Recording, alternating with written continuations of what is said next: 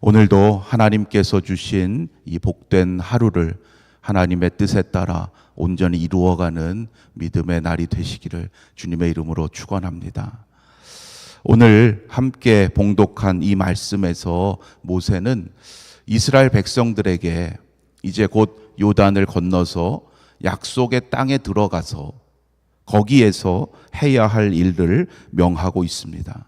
그것은 바로 앞서 그들의 조상들이 하나님과 맺었던 그 언약을 다시 새롭게 갱신하는 것이었습니다. 모세는 그들에게 약속의 땅에 들어가는 그날 그들이 해야 할 의식과 절차를 구체적으로 하나하나 알려주고 있습니다. 먼저 율법을 기록한 큰 돌들을 에발산에 세우라 명합니다. 그리고 여호와께 제단을 쌓아서 그곳에서 번제와 화목제를 드리라고 합니다. 우리가 잘 아는 대로 번제는 여호와께 전적으로 드리기 위한 것이지요. 그 제물을 온전히 다 불에 태워서 드리는 제사입니다. 그와 반면에 화목제는 바쳐진 제물을 공동체가 함께 나누어 먹으면서 하나님 앞에서 기쁨을 누리게 하셨던 제사였습니다. 이러한 제사는 새로운 것이 아니라 앞서 그들의 조상들이 모세의 인도를 따라 애굽을 탈출했을 때 시내산에서 하나님과 언약을 맺었던 바로 그때에 드렸던 제사였습니다. 따라서 모세가 오늘의 말씀에서 명하고 있는 이 말씀은 단순히 과거에 있었던 그 일을 기억하게 하는 것일 뿐만이 아니라 하나님의 백성에게 있어서 가장 중요한 것이 무엇인지를 다시금 상기시키는 겁니다. 하나님의 백성에게 가장 중요한 것이 무엇이겠습니까? 그들을 선한 길로 인도하시는 하나님의 말씀을 늘 기록하고 기억해서 그 말씀대로 준행하며 사는 것입니다. 여러분, 오늘 우리의 삶도 바로 그러해야 할 줄로 믿습니다. 하나님의 말씀이 우리 삶의 기준이 되어야 되는 거죠. 하나님의 말씀에 따라 순종하며 살아가면 여러분 반드시 생명의 길로 가게 될 줄로 믿습니다. 이들이 이제 요단을 건너서 얻게 될 땅, 하나님이 주시는 그 땅은 세겜 땅이었습니다. 그런데 그 땅은 바로 하나님께서 아브라함을 부르셨을 때 그에게 주시겠다고 약속하셨던 땅이에요.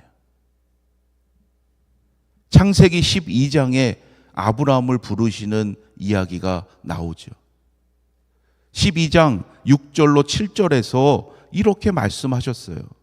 아브라함이 그 땅을 지나 세겜 땅 모래 상수리 나무에 이르니 그때에 가나안 사람이 그 땅에 거주하였더라. 여호와께서 아브라함에게 나타나 이르시되 내가 이 땅을 내 자손에게 주리라 하신지라. 자기에게 나타나신 여호와께 그가 그곳에서 제단을 쌓았던 거예요. 여러분, 그 오랜 세월이 흘러서 결국 어떻게 된 거예요? 하나님의 이 말씀이 성취된 거예요. 그 가운데 이스라엘의 많은 역사들, 사건들이 있었던 거죠. 여러분, 하나님의 말씀은 반드시 이루어짐을 믿으시기를 바랍니다. 그 믿음이 흔들리지 않아야 돼. 그런데 우리는 세상 속에서 살아가다 보면 내 생각대로 금방 안 되고 단시일 내에 되지 않는다고 생각하다 보면 그 믿음이 흔들리고 불안하고 의심이 생기게 되는 거예요. 여러분, 이스라엘 백성도 그러했을 거예요. 그러나 우리가 잊지 말아야 할 것은 하나님의 이 말씀이 우리에게 증거하는 바는 하나님께서 계획하시고 하나님이 정하신 때가 되면 반드시 이루어지고 마는 것이 하나님의 말씀이라는 거예요. 그래서 오직 우리는 하나님의 말씀을 붙잡고 그 말씀에 순종하는 자가 되어야 한다는 거죠. 하나님이 아브라함에게 약속하신 말씀은 살아 있었습니다. 여러분, 하나님의 말씀이 살아있다라는 게 무슨 뜻입니까? 그 말씀이 지금도 우리의 삶을 인도하신다는 것, 그뿐만이 아니라 아브라함이 죽고 수많은 세월이 지났지만 하나님께서 약속하신 대로 그의 후손들에게 있어서 그 말씀이 성취된다는 거예요. 우리의 인생도 그러할 줄로 믿습니다. 지금 내 생각에는 이렇게 되는 것이 과연 하나님의 계획인가 의심될 수 있지만, 여러분, 오늘도 우리의 삶을 주관하시는 하나님께서 하나님의 말씀 그 뜻대로 이루어 가실 줄로 믿습니다. 말씀에 살아있음과 그 능력을 믿는 사람이 바로 그리스도인이에요. 그러한 자를 통해서 오늘도 또한 앞으로도 하나님의 말씀이 살아 역사하심을 증거하게 하실 줄로 믿습니다. 또한 하나님의 말씀이 살아있다는 것은 그 말씀이 그만큼 엄중하다는 거예요. 여러분, 하나님의 말씀은 너무나 엄중한 거예요. 왜요? 그 말씀이 반드시 이루어지기 때문에. 이스라엘 백성은 요단을 건넌 후에 그리심산과 에발산에 나누어 서게 됩니다. 그리고 순종에 따르는 복이 선언되고 불순종에 따르는 저주가 선언되는 것을 듣게 돼요. 그리심산에 에발산에 각각 6지파씩 위치하게 되지요. 축복을 선언하면 그리심산에 선 백성들이 아멘 하고, 저주가 선포되면 에발산에 선 백성들이 아멘 하게 되는 거예요. 오늘의 본문인 신명기 27장에는 모두 12가지의 저주가 선포되고 있어요. 12가지의 저주예요. 여러분, 서너 가지도 아니고 이렇게 많은 저주가 하나씩 선포된다면 여러분, 거기에 대해서 아멘 한다는 것 그리 쉽지 않습니다. 아무리 하나님의 말씀이지만 저주의 말씀이 12가지가 선포되는데 여러분, 그때마다 전심으로 아멘이라고 응답한다는 것 쉽지 않아요. 처음에는 하라고 하니까 그 저주의 선포에 대해서 별 생각 없이 아멘 했을 수 있어요. 그러나 그러할지라도 그 말씀에 아멘을 거듭할수록 점점 그 뜻을 생각하게 될 것이고, 그 엄중한 말씀 앞에 모두가 점점 더 엄숙한 마음이 되어 갔을 거예요. 여러분, 하나님은 분명 우리에게 복 주시기를 원하십니다. 그런데 왜 이러한 저주의 선언을 듣게 하시고 그 말씀에도 아멘 하게 하셨을까요? 우리가 잊지 말아야 할 것이 있기 때문이에요. 하나님의 말씀을 거역하고 불순종하면 저주 가운데 거할 수밖에 없게 된다는 거예요. 하나님이 그 사람을 저주하신다기보다 엄중한 하나님의 말씀을 거부하게 되면 그 삶 자체가 이미 저주의 삶이 될 수밖에 없기 때문이에요. 여러분, 오늘 이 말씀을 다시금 엄중하게 들으실 수 있기를 바랍니다.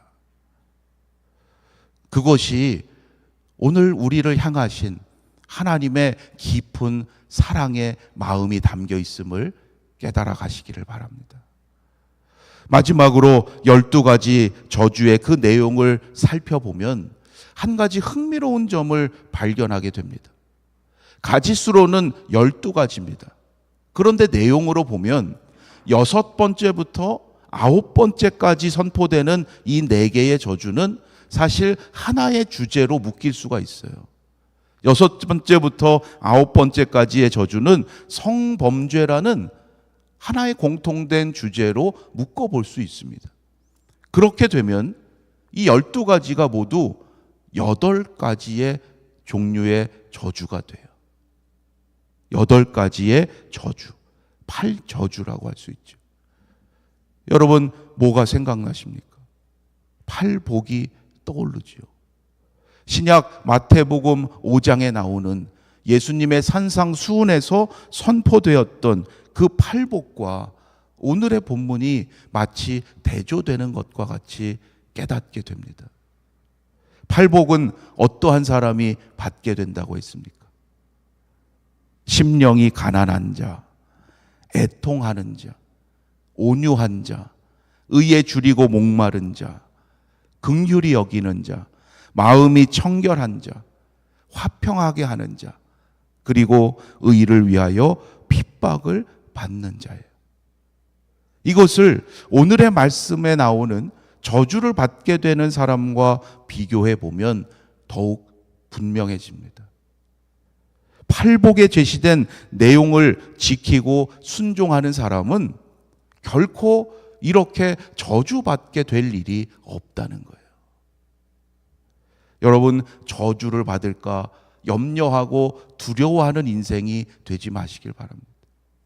하나님께서 복 주시겠다고 하시는 그 말씀만 기억하고 여러분 그 말씀대로 살아가면 돼요.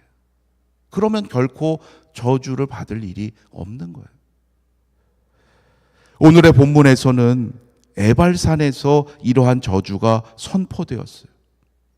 그러나 우리가 아는 대로 저주만 선포된 것이 아닙니다.